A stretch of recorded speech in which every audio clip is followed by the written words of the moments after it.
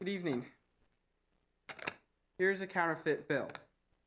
Have you ever wondered how to determine whether it's just a copy? Well, you'd have to compare it with real cash.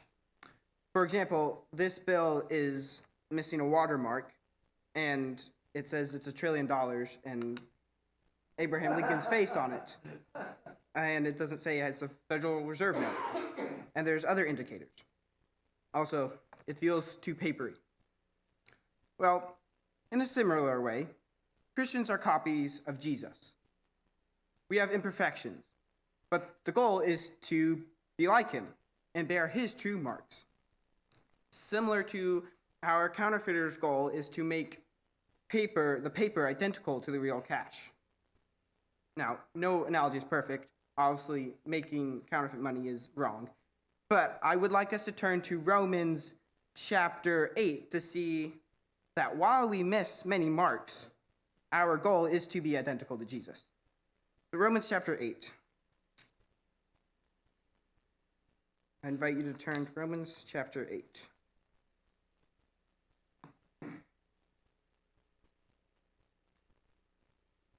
Romans chapter 8, and starting in verse 29.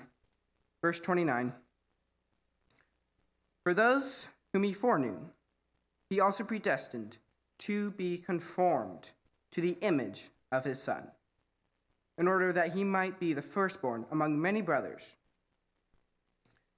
God's plan is for Christians to be conformed into Jesus' image.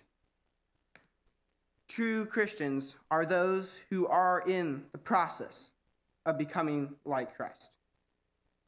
While I don't have time tonight to meditate on all the qualities and marks of Jesus our Lord, that's a lifelong journey, I want us to explore the 3 sections from tonight and connect them to Jesus and challenge us to commit to imitating him.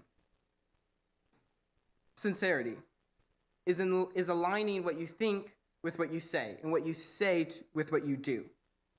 Jesus left no doubt that he was truly zealous for God, because he confronted evil, most notably when he cleared the robbers from the temple. And Jesus believed that, quote, I always do the things that are pleasing to my Father, John 8:29. And indeed, Jesus never sinned, but obeyed God to the point of death, where he uttered, not my will, but your will be done. Jesus claimed, I am the good shepherd who lays my life down for the sheep. And that is exactly what he did. Just like Romans 12 laid out, Jesus followed through with his zeal, worshiped God with his heart and not just his lips, and loved us in action and in truth. Ask yourself, how can I imitate this genuine faith and love more closely? The Prince of Peace built a house on true unity. Jesus said, his peace is different from the world's, which, by the way, is why it works. But it also means it's divisive because it's not a popular solution to peace. Instead of just keeping peace by making everyone happy, Jesus revealed the truth about our sin so that we would seek to be reunited with God. And in so doing, Jesus creates unity that confronts the sin to offer restoration. And that's how true peace is made. Our reconciliation to God and others is built on confession and forgiveness. Think about your own relationships. Do you sweep things under the rug or deal with the sin? Pretending everything is fine with your fractured relationship here or with your non-believing friends is not the peace that Jesus died for his disciples to have or extend. Finally, Jesus is the light that shines in the darkness, and the darkness has not overcome it. Even though Jesus had many enemies, he never spoke one word against them, never lashed out in anger or sought isolation. Picture a lamb who on its way to be sacrificed doesn't resist, and yet it is so innocent and without spot or blemish. This is Jesus. Jesus, though perfect, took on the guilt and consequences of every evil and hard-hearted person. That's you. That's you and me. Jesus let the darkness kill him, but not defeat. Jesus rose and told his disciples to spread the very same message of truth that got him killed. Jesus commands us to shine his light into the darkness and love those who mistreat us. So now we know essentially what a Christian ought to look like.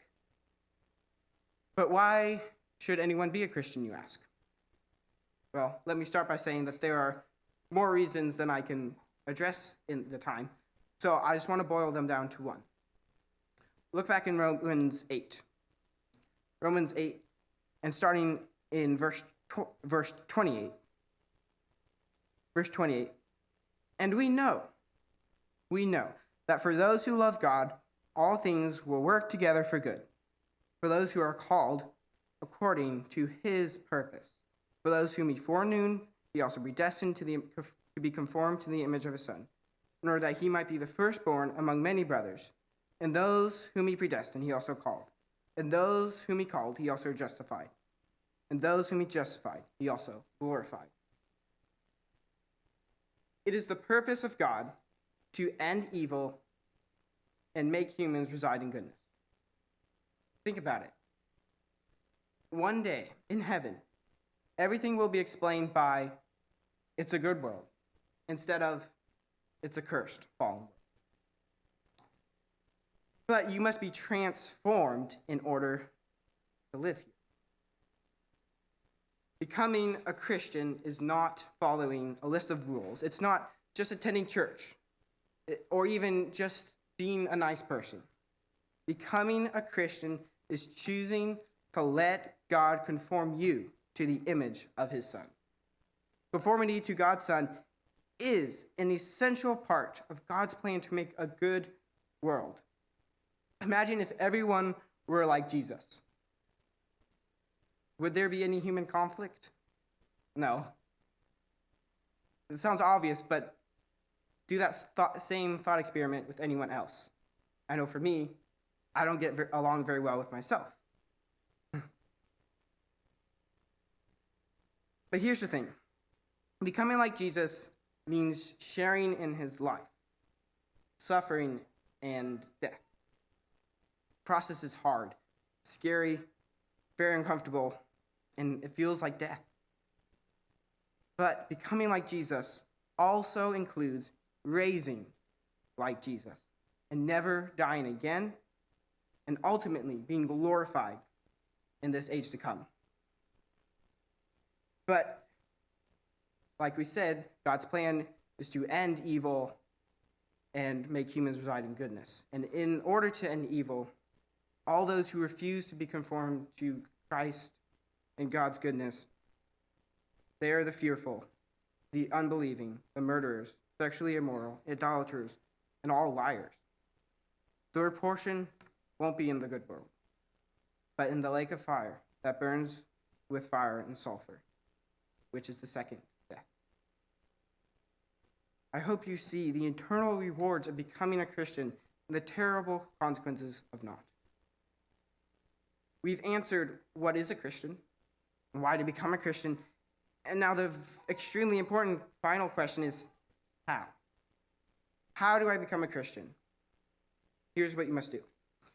You must turn around from your life path of sin and confess that Jesus is the King. Then you must be baptized into Jesus' death, which washes away the guilt and power of sin from your life. Then you must wait and trust in God's plan to transform you. If you have been straying from this path and you need prayers, or if you desire to be saved now, we long for you to tell the elders or come to the front as we stand to sing.